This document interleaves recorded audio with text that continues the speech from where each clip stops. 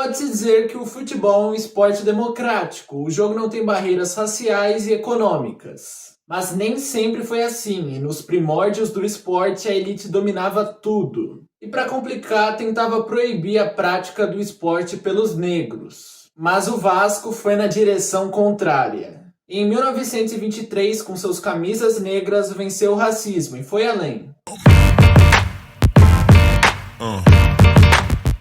Bom, em 1923 o futebol brasileiro ainda era amador e era visto mais como um passatempo para os atletas, que nem eram tão atletas assim. Fluminense, Botafogo, Flamengo, América, todos esses clubes só aceitavam jogadores brancos. E essas agremiações dominavam o futebol no estado. Os 3 clubes que são considerados grandes atualmente já pertenciam à Zona Sul, região mais abastada financeiramente.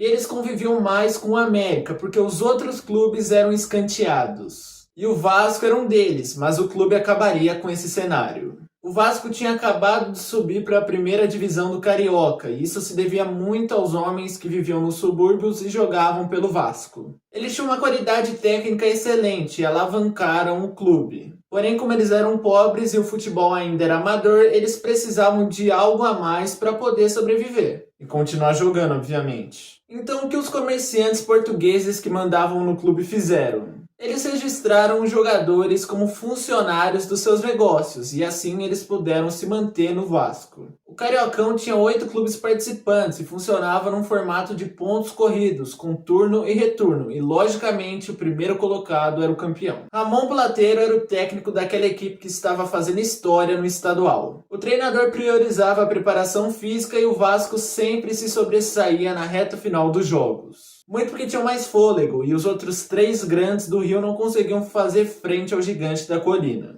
E aquele time histórico ficou conhecido como Camisas Negras. Os 11 homens que compunham a equipe titular eram Nelson, Leitão e Mingote, Nicolino, Claudio Honor e Arthur, Pascoal, Torteroli, Arlindo, Ceci e Negrito. Nelson era o goleiro e ele foi taxista e alfaiate. Ele era tão bom que chegou a atuar pela seleção brasileira. E ele se manteve como titular da meta vascaíno por anos, mas era desrespeitado por ser negro. Leitão era outro zagueiro, ele era pobre e semi-analfabeto e por isso também sofria muito. Mingote era outro zagueiro e era pintor até ganhar um trabalho do Adriano Rodrigues, que era dirigente do Vasco. Ele não era titular absoluto, mas foi importante para a conquista. Arthur era um meio esquerdo e mecânico, e por isso era visto com maus olhos também. Torteroli era um operário que atuava na meia direita, e ele era muito importante, até por conta disso ele jogou pela seleção brasileira. Ceci era outro negro, ele era meia esquerda e muito artilheiro, sendo artilheiro do campeonato de 1923 ao lado de Arlindo. Negrito era outro operário e apesar do nome, ele era branco, mas ele tinha baixa escolaridade, por isso também era desrespeitado.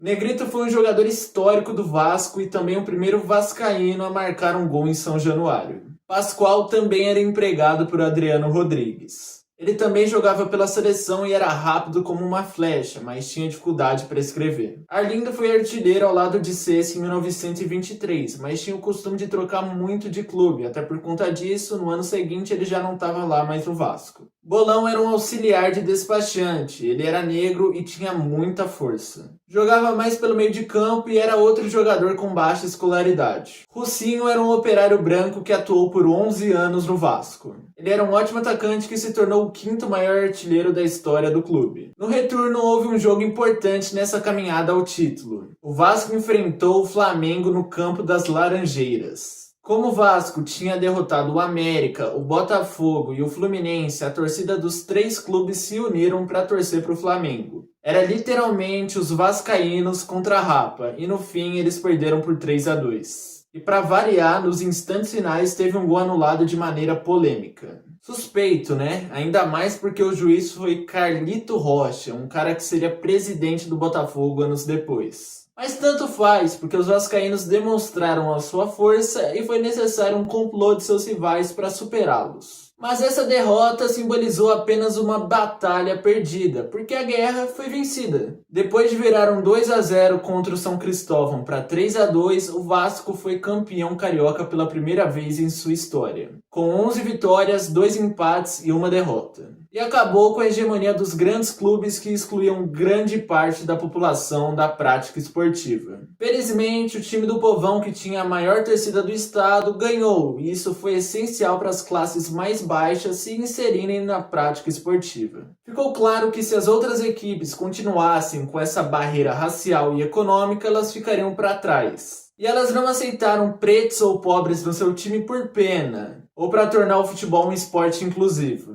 E sim, porque se não fizessem isso, não conseguiriam grandes glórias esportivas. Isso fica claro olhando para o que aconteceu depois dessa conquista do Vasco. Os clubes abandonaram a Liga Metropolitana, que era o Cariocão, com medo do bicampeonato do Vasco. E eles criaram a Associação Metropolitana de Esportes Atléticos. Nela, jogadores que fossem analfabetos ou que não tivessem uma profissão não podiam jogar. Clubes sem estádios também eram excluídos. E coincidentemente, todas essas mudanças afetavam o Vasco e não o Fluminense, Flamengo ou Botafogo. O Vasco, no fim das contas, não abriu mão dos seus jogadores, e no fim das contas esse episódio ficou conhecido como Resposta Histórica, mostrando que realmente o Vasco estava engajado com jogadores negros. No fim das contas, houve 2 campeonatos. O primeiro com os clubes da elite da MEA e o Fluminense se tornou campeão. Já o outro foi organizado pela Liga Metropolitana e o Vasco se tornou bicampeão.